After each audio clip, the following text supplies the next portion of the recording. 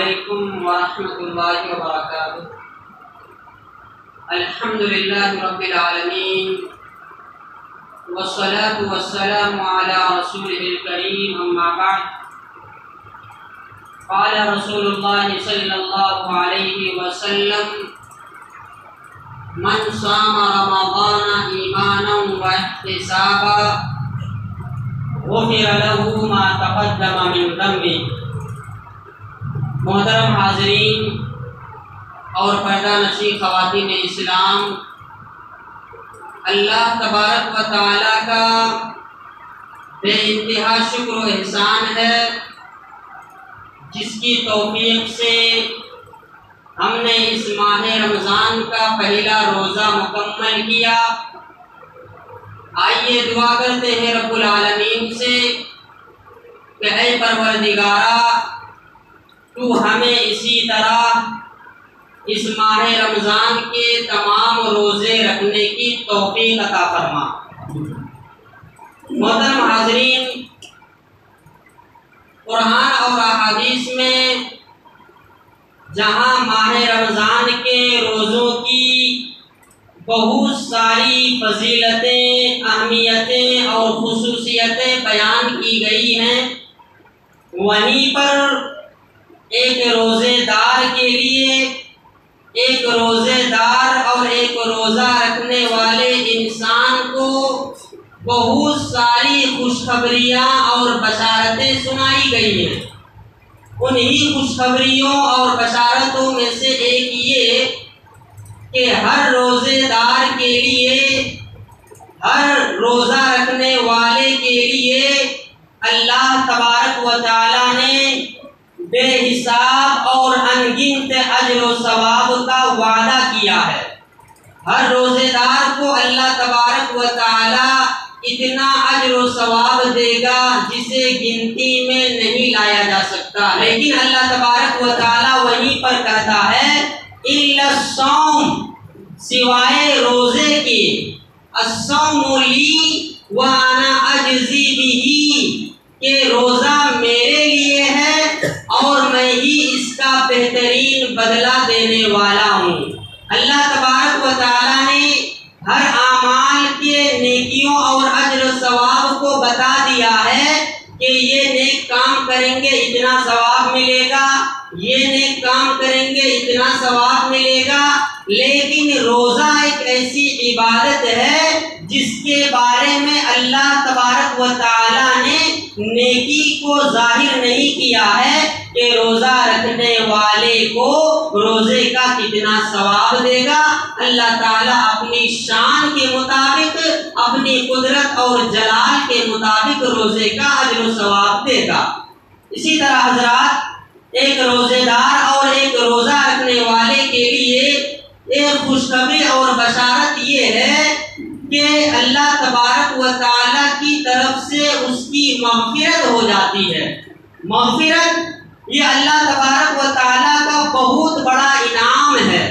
مغفرت یہ اللہ تبارک و تعالیٰ کا بہت بڑا تحفہ ہے۔ مغفرت یہ اللہ تبارک و تعالیٰ کی طرف سے ملنے والی بہت بڑی نوازش ہے۔ اور یہ جو ہم اعمال کرتے ہیں، ہماری جتنی بھی عبادتیں، ریاضتیں، نماز، روزے، صدقہ و خیرات، تلاوت قرآن، ذکر و اذکار، ان تمام عبادتوں کا مقصد کیا ہے کہ اللہ تبارک و تعالی ہم سے راضی ہو جائے اور وہ ہمارے گناہوں کو معاف کر دے۔ تو اللہ کے نبی صلی اللہ علیہ وسلم نے کہا کہ ایک روزے دار کو، ایک روزہ رکھنے والے کو اللہ تبارک و تعالی گناہوں سے پاک و صاف کر دیتا ہے۔ لہذا اللہ کے نبی صلی اللہ علیہ وسلم نے فرمایا من صام رمضان ایمانا و احتسابا غفر له ما تقدم من ذنبه، کہ جو شخص ایمان اور یقین کے ساتھ ماہ رمضان کے روزے رکھے گا، نیکی اور اجر و ثواب پانے کی نیت سے ماہ رمضان کے روزے رکھے گا، تو اللہ تبارک و تعالی اس کی سابقہ زندگی کے چھوٹے چھوٹے تمام گناہوں کو معاف کر دے گا۔ رمضان سے پہلے چھوٹے چھوٹے گناہ تھے، اللہ تبارک و تعالی رمضان کے روزوں کی وجہ سے اس روزے دار کے چھوٹے چھوٹے گناہوں کو معاف کر دیتا ہے۔ اسی طرح حضرات، ایک روزے دار کے لیے، ایک روزہ رکھنے والے کے لیے ایک بشارت اور خوشخبری یہ بھی ہے کہ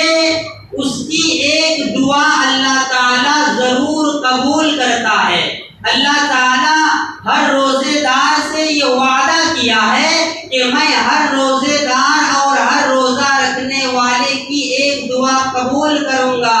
للصائم دعوۃ لا ترد، کہ روزے دار کی ایک دعا ایسی ہے جو رد نہیں ہوتی ہے، قبول ہو کر رہتی ہے۔ اللہ کے نبی صلی اللہ علیہ وسلم نے فرمایا کہ ثلاث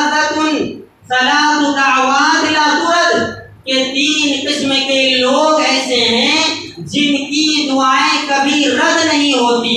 جن کی دعائیں قبول ہو کر رہتی ہیں، جن کی دعاؤں کو اللہ تبارک و تعالی شرف قبولیت سے ضرور نوازتا ہے۔ ان 3 لوگوں میں سے پہلا شخص ہے الامام العادل، وہ حکمران اور وہ بادشاہ جو اپنے رعایا کے ساتھ عدل و انصاف کے ساتھ فیصلہ کرتا ہے، جو اپنے ماتحتوں کے ساتھ عدل و انصاف کرتا ہے، ایسے حکمران کی دعا قبول ہو کر رہتی ہے۔ اور دوسرا شخص اللہ کے نبی صلی اللہ علیہ وسلم نے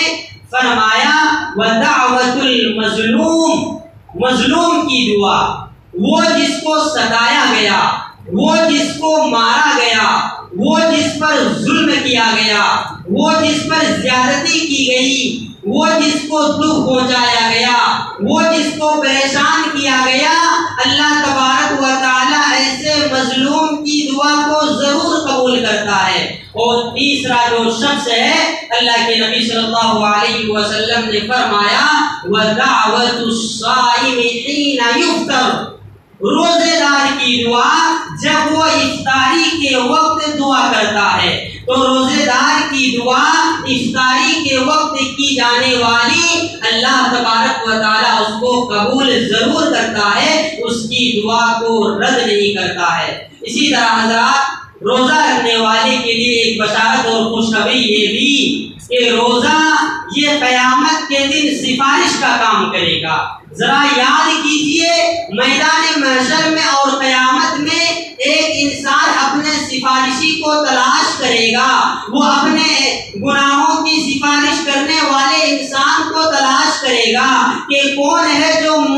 جو میری سفارش کرے اور میں جنت میں داخل ہو جاؤں۔ ایسے موقع پر یہ روزہ حاضر ہوگا اور یہ روزہ کہے گا یقول الصیام ربی انی منعتہ الطعام والشہوات بالنہار، کہ اے پروردگارا میں روزہ ہوں، میں نے اس کو دن میں کھانے پینے سے روک دیا تھا، میں نے اس کو دن میں شہوات سے روک دیا تھا، فشفعنی فیہ، لہذا میں سفارش کرتا ہوں اے پروردگارا اس روزے دار کو تو جنت میں داخل کر دے۔ اور اللہ تبارک و تعالی روزے کی سفارش کو قبول کرے گا اور ایک روزے دار کو روزے کی سفارش کی وجہ سے جنت نصیب ہوگی۔ اسی طرح حضرات، ایک روزے دار کے لیے خوشخبری یہ بھی اور ایک بشارت یہ بھی کہ روزے دار یہ النجات من النار کا سبب ہے۔ ایک روزے دار یہ جہنم سے نجات پانے والا ہے، جو روزہ رکھتا ہے وہ جہنم سے نجات پائے گا۔ اللہ کے نبی صلی اللہ علیہ وسلم نے فرمایا الصیام جنۃ من النار، الصیام جنۃ من النار، یہ روزہ ایک ڈھال ہے جہنم سے بچانے کے لیے۔ جس طرح دنیا میں انسان ڈھال کا استعمال کرتا ہے، جس طرح دنیا میں انسان ڈھال باندھ کر کے دشمن کے حملے سے محفوظ رہتا ہے، جس طرح ایک انسان ایسی جیکٹ پہنتا ہے جس میں گولی اثر نہیں کرتی ہے اور وہ انسان اس گولی سے بچ جاتا ہے، ویسے ہی ایک انسان کو قیامت کے دن یہ روزہ جہنم کی آگ سے بچائے گا اور روزے دار کو جنت میں داخل کرے گا۔ اور ایک آخری بات جو روزہ رکھنے والے کے لیے بشارت اور خوشخبری ہے وہ یہ کہ ایک روزے دار کو قیامت کے دن پورے اعزاز و اکرام کے ساتھ، پوری عزت کے ساتھ، پورے احترام کے ساتھ، پورے استقبال کے ساتھ جنت میں داخل کیا جائے گا۔ ایک تو ہے کہ انسان کو جنت میں داخل کر دیا جائے، یہی بہت بڑی بات ہے، لیکن اگر ایک روزے دار کو، ایک روزہ رکھنے والے کو عزت کے ساتھ جنت میں داخل کیا جائے گا تو یہ بہت بڑی بشارت ہوگی۔ میدان محشر میں قیامت کے دن فرشتے یہ ندا لگائیں گے، تنادی الملائکہ یوم القیامہ، قیامت کے دن فرشتے یہ اعلان کریں گے، این الصائمون، این الصائمون، کہاں ہیں روزے دار، کہاں ہیں روزہ رکھنے والے، روزہ رکھنے والے آ جاؤ جنت کے قریب۔ اور اللہ کے نبی صلی اللہ علیہ وسلم نے کہا کہ ان فی الجنت بابا، ان فی الجنت بابا یقال له ریان، ایک جنت کا ایک درخت ہے، ایک دروازہ ایسا ہے جس کا نام ریان ہے۔ اور اللہ کے نبی صلی اللہ علیہ وسلم نے کہا کہ اس ریان نامی دروازے سے صرف روزے دار داخل ہوں گے، روزے دار کے علاوہ اس دروازے سے کوئی جنت میں داخل نہیں ہوگا۔ جب تمام روزے دار اس دروازے سے جنت میں داخل ہو جائیں گے تو اس دروازے کو بند کر دیا جائے گا۔ تو حضرات آپ اندازہ لگا سکتے ہیں کہ ماہ رمضان میں جو شخص روزہ رکھتا ہے اس کے لیے قرآن اور حدیث میں کتنی بشارتیں اور خوشخبریاں سنائی گئی ہیں۔ اور دو چار باتیں حضرات، اصل میں ہوتا یہ ہے کہ ہمارے معاشرے میں بہت سے ایسے بھائی ہیں جو رمضان کے مہینے میں بہانہ بنا کر کے روزہ نہیں رکھتے ہیں، اپنے کام کا بہانہ بناتے ہیں، اپنے کاروبار کا بہانہ بناتے ہیں، اپنی مصروفیت کا بہانہ بناتے ہیں اور کہتے ہیں مولوی صاحب ہمارے کام بہت ہیں، ہم دھوپ میں دن بھر کام کرتے ہیں، ہمارا کام بڑا مشکل ہے، ہم روزہ نہیں رکھ پائیں گے۔ ایسے لوگوں کو میں 3 نصیحتیں کرنا چاہوں گا۔ جو روزہ کو اپنے کام کے بہانے کی وجہ سے چھوڑتے ہیں انہیں یہ بات یاد رکھنی چاہیے کہ جب انسان کو روزہ نہ رکھنے کا خیال آئے، جب انسان کو روزہ نہ رکھنے کا خیال آئے تو ابھی جو آپ کے سامنے ایک روزے دار کے لیے جو بشارتیں اور خوشخبریاں سنائی گئی ہیں ان خوشخبریوں کو یاد کریں، انشاءاللہ آپ کو روزے کی توفیق ملے گی۔ دوسرا جو کام کرنا ہے، جو کام کا بہانہ کر کے روزہ نہیں رکھتے ہیں وہ یہ کہ وہ سوچیں، ذرا وہ تصور کریں کہ جو اپنے کام کی وجہ سے روزہ چھوڑتے ہیں اللہ نے ہمیں اس دنیا میں کیوں بھیجا؟ غور کریں کہ ہم اس دنیا میں کیوں پیدا کیے گئے ہیں؟ کیا ہم صرف کام کے لیے اس دنیا میں آئے ہیں؟ کیا ہم اس دنیا میں صرف کام کرنے کے لیے پیدا کیے گئے ہیں؟ نہیں میرے بھائیوں، ہم اس دنیا میں اصل کام عبادت کے لیے آئے ہیں۔ اللہ تبارک و تعالیٰ نے کہا وَمَا خَلَقْتُ الْجِنَّ وَالْإِنسَ إِلَّا لِيَعْبُدُونَ، کہ میں نے جنوں کو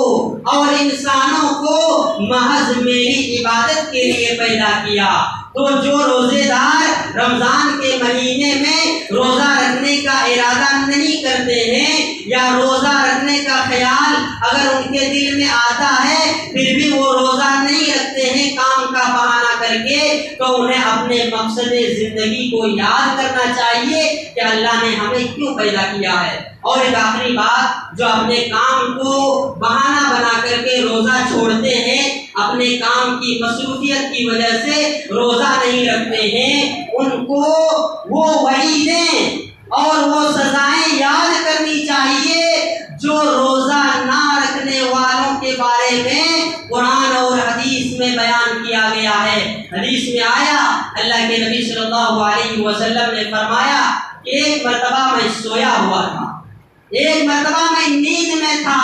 میں نیند میں خواب دیکھتا ہوں کہ دو فرشتے میرے پاس آئے اور ان دونوں فرشتوں نے مجھے ایک پہاڑ کے پاس لے کر کے گئے جو پہاڑ بہت اونچا تھا، اور وہ فرشتے کہنے لگے کہ محمد اس پہاڑ پر چڑھو۔ تو میں نے کہا کہ فرشتوں یہ پہاڑ تو بہت اونچا ہے، میں اس پہاڑ میں چڑھ نہیں سکتا۔ تو وہ دونوں فرشتے کہنے لگے کہ محمد ہم آپ کو سہارا دیتے ہیں، ہم آپ کی مدد کرتے ہیں، آپ پہاڑ پر چڑھیے۔ تو اللہ کے نبی کہتے ہیں کہ میں ان دونوں فرشتوں کے سہارے کی وجہ سے اس پہاڑ پر چڑھ گیا، لیکن جب میں اس پہاڑ پر چڑھا تو میں کیا دیکھتا ہوں کہ میں کچھ ایسے لوگوں کو دیکھتا ہوں جو الٹے لٹکائے گئے ہیں۔ اے روزہ نہ رکھنے والوں غور سے سنو، اللہ کے نبی صلی اللہ علیہ وسلم نے فرمایا کہ میں وہاں پر ایسے لوگوں کو دیکھا